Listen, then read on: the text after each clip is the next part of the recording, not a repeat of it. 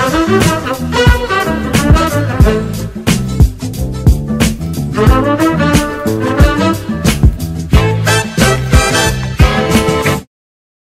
datang di Lini Podcast, ngobrol lebih dekat tentang gaya hidup sehat. Di edisi spesial Ramadan ini, mari kita kenal lebih dekat seputar puasa dan manfaatnya bagi kesehatan. Halo teman sehat, kembali lagi bersama saya Suci. Pada episode Lini Podcast sebelumnya, kita telah membahas bahwa kita perlu melakukan olahraga nih, walaupun kita sedang berpuasa. Ternyata juga ada tips and triknya untuk berolahraga saat berpuasa. Kalau teman sehat penasaran tentang pembahasannya, teman sehat bisa cek di Lini Podcast episode sebelumnya. Nah, pada hari ini kita akan berbincang tentang autofagi, suatu keunggulan puasa. Menjalani puasa memang banyak manfaatnya, baik dari segi psikis maupun fisik. Nah, bicara soal manfaat puasa dari segi kesehatan fisik nih, pernahkah teman sehat mendengar tentang autofagi? Apa sih itu autofagi dan adakah manfaatnya? Apakah ada nih hubungannya autofagi dengan puasa? Seperti pada episode sebelumnya, kita akan menemukan jawabannya dari narasumber yang pastinya sudah tidak asing lagi, yang merupakan guru besar ilmu gizi FEMA IPB University dan juga Ketua Umum Pergizi Pangan Indonesia, Profesor Hardinsyah. Selamat datang, Prof. Sama-sama, gimana kabar? Alhamdulillah Suci. baik, Prof. Prof Hardin gimana kabarnya? Alhamdulillah baik juga Baik ya. juga ya, Prof. Lagi puasa nak? Iya, alhamdulillah lagi puasa, Prof. Insya Allah. Amin.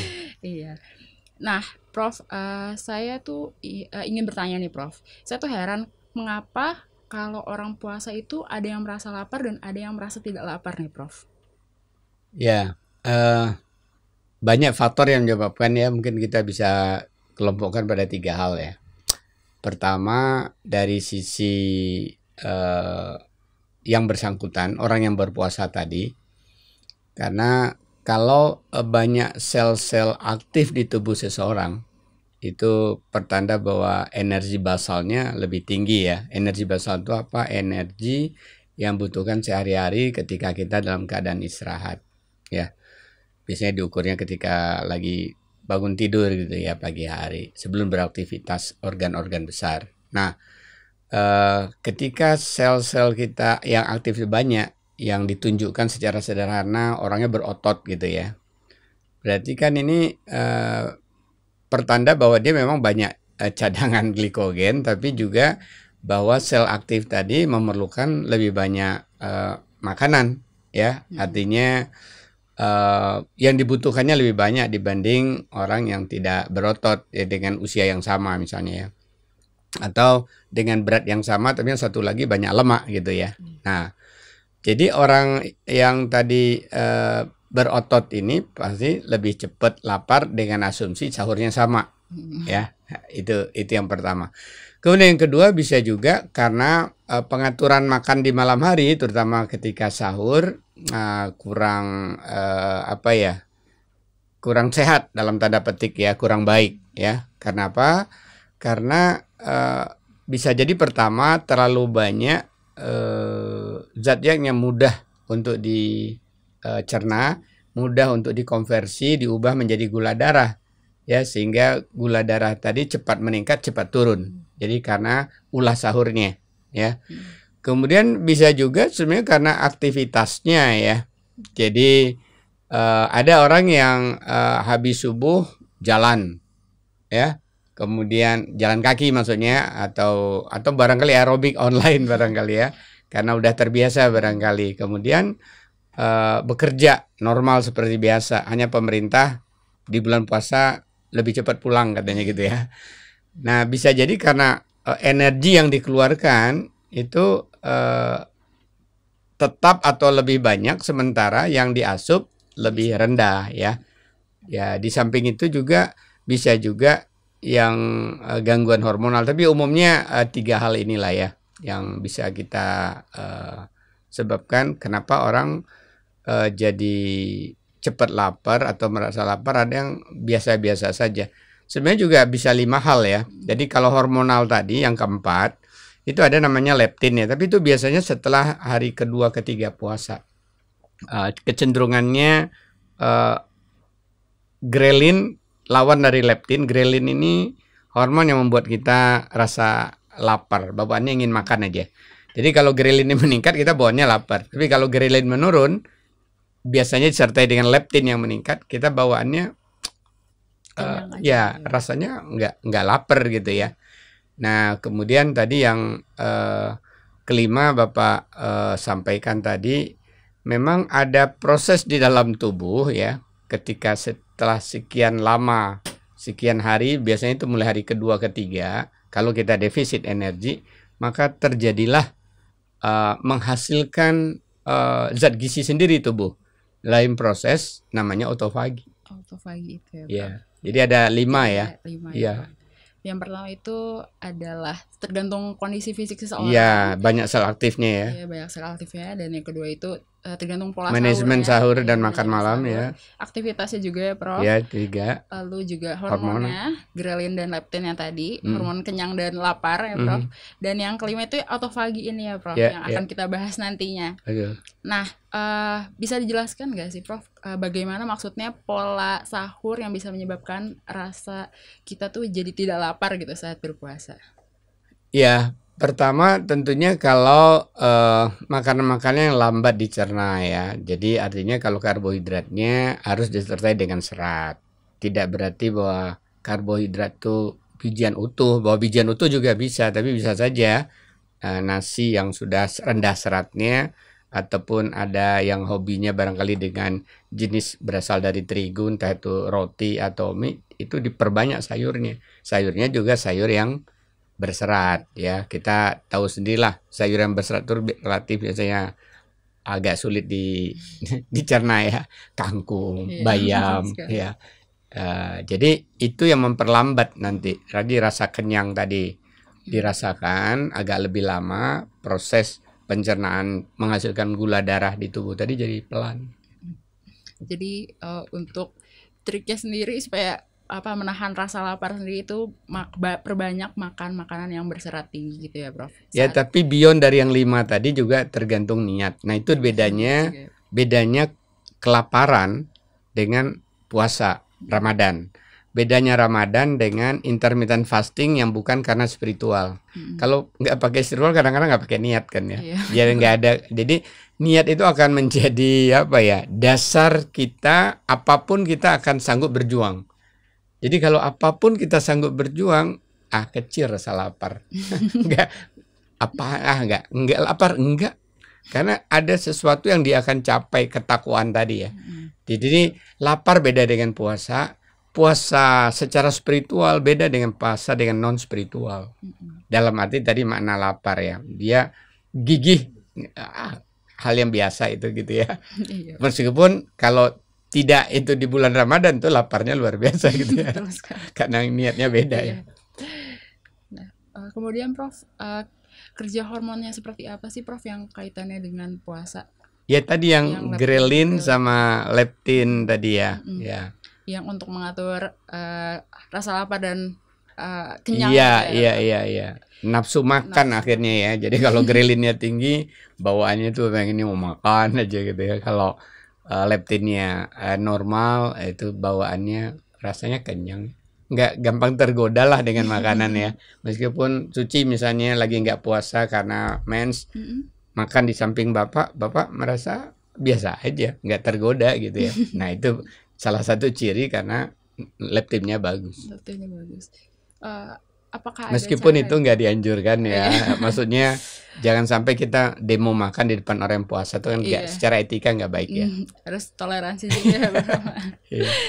Nah, Prof, selain faktor hormon yang tadi yang sudah Prof Harin jelaskan, ada proses autofagi juga nih, Prof ya. Betul. Nah, bisa dijelaskan, Prof, apa itu autofagi? Ya, autofagi itu dari bahasa auto itu artinya sendiri ya. Fagi artinya makan sendiri. Bahkan asal usul katanya itu mirip dengan kalau dalam dunia binatang tuh kanibalisme. Ya, ada binatang makan binatang lain, bahkan anaknya dimakan gitu ya. Jadi itu pertama kali dimunculkan istilah itu tahun 1860 oleh seorang ahli fisiologi Perancis yang namanya Anselm Mir, dan beliau tidak mempelajari tentang bagaimana kaitannya dengan sel waktu itu, tapi bahwa secara umum dia berpendapat sebenarnya di dalam tubuh ada kemungkinan seperti halnya dalam dunia nyata. Dalam kondisi tertentu terjadi kanibalisme. Ada kemungkinan sel itu juga memakan sel. Nah, kenapa seekor tikus memakan tikus yang lain atau anak tikus? Itu biasanya pertama karena lapar ya. Ya, karena lapar. Sederhananya gitu ya. Nah, di dalam tubuh baru tahun 1963 ya, Christian de Duve, ahli fisiologi Inggris, yang membuktikan, dan akhirnya dia dapat hadiah Nobel tahun 1974. Kenapa dia dapat Nobel? Karena dia menemukan ada struktur dan fungsi di dalam sel yang disebut dengan ada fagosom, sama ada lagi lisosom. Ada dua organel komponen di dalam sel yang dia temukan yang punya fungsi unik, ya. Apa peran uniknya tadi? Jadi fagosom ini yang dia punya kalau kita bicara kepiting kan keunikannya punya apa itu namanya capitan ya, tangan yang mencapit ya. Nah, fagosom ini sel-sel yang komponen ya di dalam sel, substansi yang dia bisa melakukan seperti itulah ya, bisa menangkap ya, itu terjadi dari membran ya, selaput-selaput yang dikerjanya tadi dipengaruhi oleh ada gen namanya. Tapi itu belakangan lagi ya ketahuan bahwa itu dipengaruhi oleh gen. Namanya autophagy related genes. Ya, ada beberapa genes, ada gen yang tadi menggerakkan, ada gen yang memberi sinyal kepada siapa nih harus digerakkan. Wah, luar biasa ternyata di dalam tubuh kita ya. Jadi misalnya udah diberi tanda nih oleh gen tadi, ini nih yang harus dimakan, ini udah loyo. Ya, ini penjahat nih, ayo ditangkap ya. Jadi di dalam tubuh kita ini tuh ada zat-zat yang perlu dibuang, perlu dihancurkan. Kalau dibiarkan itu bisa jadi patogen, bisa jadi racun ya. Kemudian di dalam tubuh kita juga banyak sel ketika kita bertambah usia, apalagi udah dewasa. Kalau anak-anak belum ya, sel-selnya itu tambah tua, tambah loyo. Yang ini sebenarnya yang membuat kerja tubuh tuh nggak efisien ya. Jadi ya bayangkanlah kalau banyak orang di suatu masyarakat tuh yang loyo-loyo ya nggak produktif kan. Sama di dalam tubuh kita kalau banyak sel yang loyo nggak produktif. Nah, Christian itu menemukan ada tadi fagosom dan fungsi fagosom, dan satu lagi lisosom. Lisosom ini yang ketika tadi sel-sel yang udah lansia atau nggak berguna, kemudian ada sel-sel bakal jadi penjahat atau penjahat itu ditangkap. Jadi mirip juga kaitannya nanti dengan imunitas ini. Nah, ditangkepin, kemudian setelah dia tangkap, nih diapain? Nah, ada zat namanya lisosom. Nah, itu juga ditemukan oleh Christian. Lisosom tadi, kemudian setelah ditangkap, diserahkan ke lisosom untuk dihancurkan. Jadi kerjanya lisosom itu ngancurin. Nah, kalau udah hancur, apa yang terjadi? Nah, itu kalau dalam dunia lingkungan namanya recycle. Jadi zat-zat tadi terurai menjadi zat gizi, kemudian dilepas. Nah, itu jadi sumber zat gizi. Jadi ketika orang lapar, sumber zat gizinya di samping tadi ada dari cadangan glikogen, ada cadangan lemak, ada yang disiapkan, dihancurkan oleh fagosom dan lisosom tadi dalam proses autofagi. Jadi kalau dia disuplai zat gizi, kalau glikogen kan hanya energi. Padahal kita nggak hanya butuh energi kan, perlu zat gizi yang lain. Kalau cadangan lemak, ya hanya asam lemak, nanti diproses juga jadi energi kan, glukosa. Padahal kita butuh vitamin mineral itu. Jadi setiap sel tadi kan punya berbagai zat gizi. Patogen juga itu juga mengandung zat gizi ya. Jadi semua itu dihancurkan, direproduksi gitu ya, di-recycle. Luar biasa keindahan tubuh kita. Nah, sampai Christian tuh dapat hadiah Nobel tahun 74. Nah, kaitannya dengan puasa, mau tahu ceritanya? Ya, itu kan tadi. Jadi rahasia bagaimana terjadinya autofagi. kaitannya dengan puasa itu baru tahun 90-an, persisnya 1992 itu baru dipublikasi ya oleh seorang Jepang ya, Yoshinori Osumi. Publikasinya itu tadinya dia percobaan pada tikus ya. Jadi dia lihat melanjutkan penelitian Christian. Dia penasaran apa yang menyebabkan bisa otofagi ini diaktifkan, karena ada orang ingin supaya otofaginya diaktifkan. Ternyata salah satunya kalau kondisi dilaparkan, ya, kondisi puasa. Jadi tikus-tikus dipuasakan, ya. Kemudian dicermati tuh, ya, dengan mikroskop elektron apa yang terjadi. Ya, ternyata otofagi tadi, di mana otofagosom jadi aktif. Yang gen tadi yang disebut dengan autophagy-related genes itu jadi mengaktifkan kerja fagosom. Kemudian lisosom juga, begitu fagosom aktif, lisosom aktif, dia berkolaborasi tuh menghasilkan zat gizi dari sampah, dalam tanda petik sampah ya. Saya tidak bilang lansia itu sampah, ini sel-sel tua ya, sel ini yang saya maksud, bukan orang. Luar biasa ya. Luar biasa sekali, Prof. Dan dia dapat hadiah Nobel ya tahun 2016. Yoshinari Osumi dapat hadiah Nobel, luar biasa ya. Siapa nanti yang mau jadi meraih hadiah Nobel hanya dengan puasa, ternyata awalnya dari pendidikan tikus percobaan. Jadi kalau kita creative thinking, banyak hal yang bisa kita ungkap. Mudah-mudahan dari Indonesia akan lahir penerima hadiah Nobel nanti. Iya, mudah-mudahan nanti ada yang meneliti lebih lanjut tentang autofagi atau puasa sendiri gitu ya, Prof. Ya. Kalau autofaginya udah kan, ada yang lain barangkali rahasia. Ya. Nah, jadi autofagi sendiri itu justru malah menghasilkan zat gizi lain ya, Prof, yang menyebabkan tubuh itu sebenarnya tidak kekurangan energi gitu ya, Prof. Iya, tentunya dalam batas waktu tertentu ya. Kalau setahun mungkin enggak ya. Karena udah bersih kan. Nah, ini erat kaitannya dengan detox. Nanti kita bicarakan, ada topik khusus tentang detox kan ya. Betul sekali, Prof. Puasa dan detox ya. Nah, Prof, apakah semua jenis puasa ini bisa menyebabkan autofagi, Prof? Tergantung jenis puasanya. Kalau puasanya hanya puasa berpantang terhadap makanan tertentu, tiap hari makan, ya nggak bisa. Jadi kan ada itu puasa yang sifatnya saya puasa 40 hari, 20 hari, berapa hari, tapi hanya saya pantang daging. Makan yang lain tetap, bahkan lebih banyak lagi gitu ya, nggak bisa. Atau jadi prinsipnya pertama harus terjadi proses yang disebut dengan ketosis ya, dan itu terjadi ketika defisit kekurangan energi tubuh. Karena ini ada kaitannya dengan sahur. Karena sahur itu kan makan malam yang terakhir kita sebelum kita melaksanakan ibadah puasa. Kalau sahurnya banyak ya nggak akan terjadi deh. Jadi perlu di-maintain juga ya, Prof, jumlah sahurnya juga. Tapi itu nggak baik buat anak-anak. Anak-anak masa tumbuh, dia justru sel-selnya kan masih bagus ya.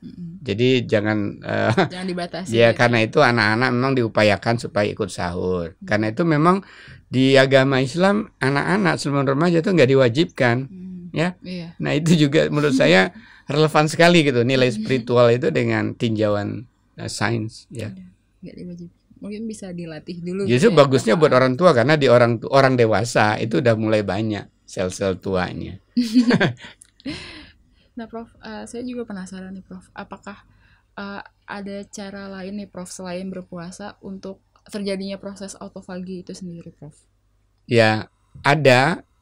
Lagi-lagi prinsipnya tadi dengan kita membuat kalori defisit ya. Karena itulah dasar sebenarnya dari perbaikan dari berbagai permasalahan yang kita sering bilang itu metabolic syndrome, sindroma metabolik ya, yang kaitannya dengan mengurangi lemak di bagian tengah, di lingkar pinggang, yang kaitannya dengan bagaimana kita mengaktifkan sel beta pankreas supaya insulin kita lebih sensitif, juga kaitannya dengan kerja hati ya, yang mengelola berbagai toksik ya, dan juga menyimpan berbagai zat gizi ya. Kalau kinerja, nanti ini topik tersendiri lagi deh, bagaimana hati tadi bisa bekerja dengan baik ya. Baik. Baik, terima kasih banyak Prof. Hardin atas bincang-bincangnya hari ini terkait puasa dan autofagi sendiri. Nah, terima kasih juga teman sehat yang telah mengikuti episode ini dari awal hingga akhir acara. Ikuti terus Lini Podcast setiap hari, tayang di YouTube Lini Sehat dan juga channel YouTube Lini Sehat dan juga Spotify.